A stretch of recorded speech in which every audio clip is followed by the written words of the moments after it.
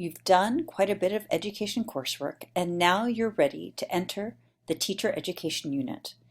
This is Dr. Sockman, and we're going to talk about screening and what you need to do to screen and how you need to get together and prepare those materials. You're probably going to come over here to the Professional and Secondary Education website, and on this website you want to find the screening link. And this link will bring you to information about our screening process here in Professional and Secondary Education, which actually also includes foreign or world languages, which is K-12 education. In any case, at the top of this webpage, you will find some information about screening that is particular to the semester that you're in, because there always may be variations. Then you're going to see that there's a slight difference between undergraduate and graduate. That's supposed to be there, so please pay attention. Look at the major steps in the process. And it's really important that you sign up. Again, the date for signed ups will be at the top, and you can look right in here, okay? And then you can fill out that survey. But you probably will need to go back to the screening page to look at all the details. So we're going to go through some of the details, particularly the part about the screening packet and all the requirements, because that can be a little bit confusing. So right in here, PSED screening requirements, this is what you need to look at. I would either download this and use it like a checklist, or download it and put it on a computer and actually cross things out if you need to, or highlight them so that you know what you have to do. Take the time to read this through thoroughly. Don't just rely on my voice. In here, first you want to review everything that you see on the checklist. That's super important. Next, things to gather, clearances, test scores, the items digitally down below. Organize your digital files because you're going to have a lot of files to organize digitally. And here are some optional ways to organize them, and I will show you some of those ways in a moment from students who have submitted this in the past. Then you want to sign up, so you want to make sure you do that survey so that our department secretary can get back to you. It talks about an overview here. At least 3 days before screening, send your professor your BEO's update, which I'll show you in a moment, dispositions, self-evaluation, writing prompts, and projects with reflections. So you have to send things to the secretary, and you also have to send things to a professor. So it's a lot to keep track of, which is why we highly recommend that you download this and check things off as you complete them. Please notice the differences between these two things. I'm not going to go through everything, but I do want to bring your attention to a few. One, your clearances. They need to be sent to the secretary. Next, you need to have proof, if you're an undergraduate, of your state mandated basic skills test scores or your satisfied SAT, ACT scores. Any of those requirements, we need those official scores. If you have any questions, write to our secretary and she'll be happy to answer them for you. Current transcript, you can download this from the ESU website. It does not need to be official. Purchase TK20 and complete the disposition self-assessment. There is a video after this one, beneath this one, on the TK20 link that actually shows you how to go about doing that. Your PSEA membership, that's within your clearance packet, so I'll review that and share that with you. Your teacher preparation plan, if you're a graduate. The graduate, we want to make sure that you indeed have both the graduate and possibly undergraduate courses needed in order to obtain teacher certification. Please make sure that you understand the minimum GPA requirements. You could have a 2.8 at the undergraduate level. However, at the end, you're going to have to have higher test scores in order to get your certification. So we highly recommend that you stick to a 3.0. The number of credits are in here. If you have any questions about this, please talk to your advisor. There are differences among individuals due to this. The BEO progress, we'll talk about that in a moment, in your writing prompt and your products with self-reflections. So we're going to talk about that later on and go through each of these things. What I'm going to do is I'm going to click out of this document right now and go back to the other page and show you some of these documents where they are, and then we'll come back here. I'm going to click out. Here's the beginning educator outcomes. Okay, this was one of the things on the checklist. What we recommend is you download this, save it to your computer, and then you can check off these different items and it will be saved for you.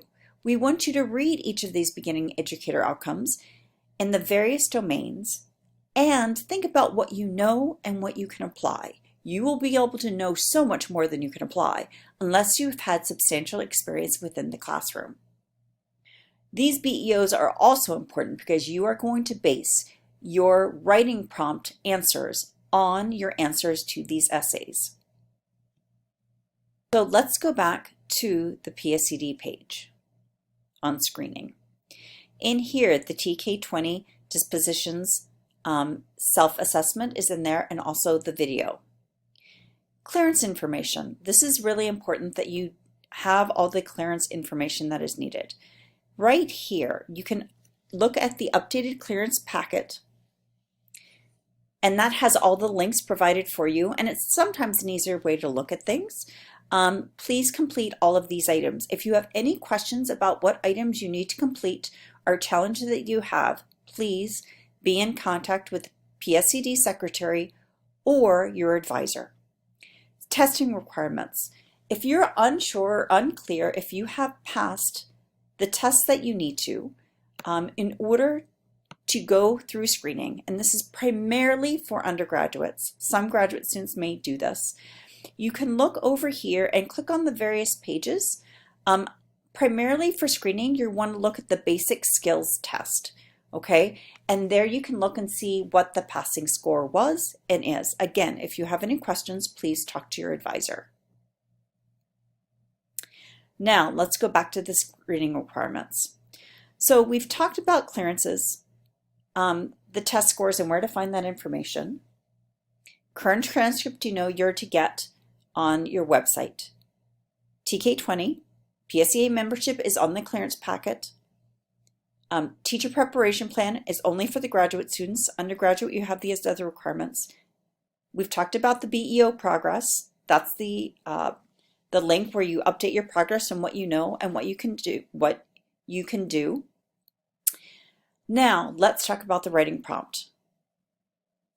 If you scroll down, you will see there's information about the writing prompt. Again, read steps 3 and 4 before you come down to here.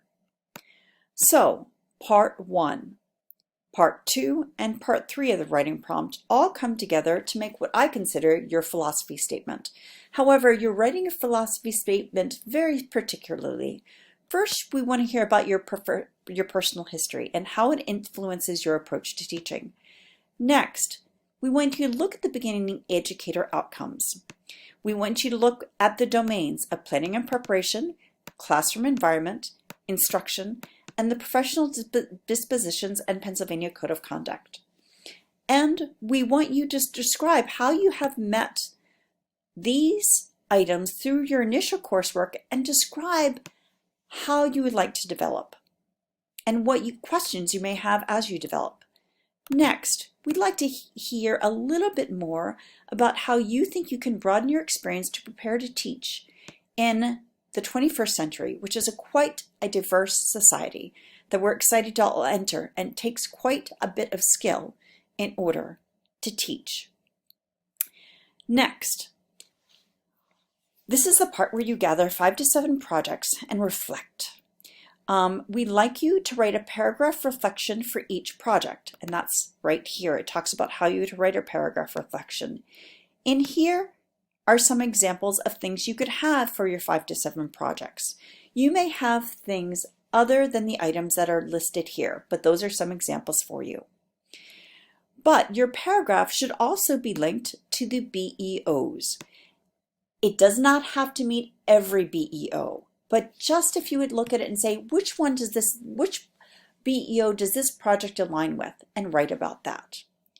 Then we'd like you to organize your digital files and really think about naming them appropriately. Make sure also that you sign up with the PSED secretary so that she can set an appointment for you. Next, once you submit all these things to your professor, which that talks about in here, how you'll send everything to a professor, you're going to set up an interview, and you're going to go through an interview with a professor. And here are some potential interview questions. Your interviewer or the faculty member will be asking you about your journey and also about what you hope to gain in the future.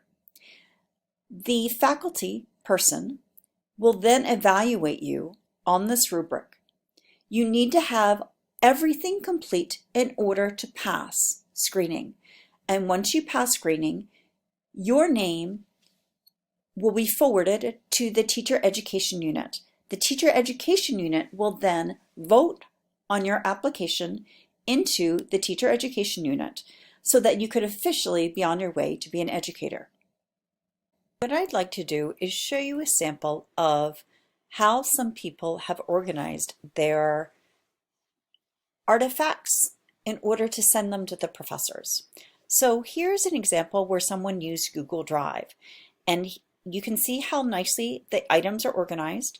Right here is the writing prompt and BEO and the evidence of that, and it's labeled very clearly. Additional experiences, content area research, and genetics unit. So it's very clear and easy to find where things are. Some other people choose to use a website. And here you'll see that there is a website with the artifacts labeled across the top. And if you the artifact is built right into the website, and there is also a project description and a link to the beginning educator outcomes. In another website, the person has the artifacts right in there with some information. Whichever way you choose to organize your artifacts, please make them easy for us to find because we enjoy reading them and enjoy listening to your experiences. And that's what we hope to do in this interview and the screening process. We hope to listen to your experiences and understand where you are as an educator, and then forward your name onto the teacher education unit so that you can be approved to enter the College of Education, the teacher education unit officially. Thank you. And if you have any questions, don't forget to reach out to us, and our contact information is on our webpage.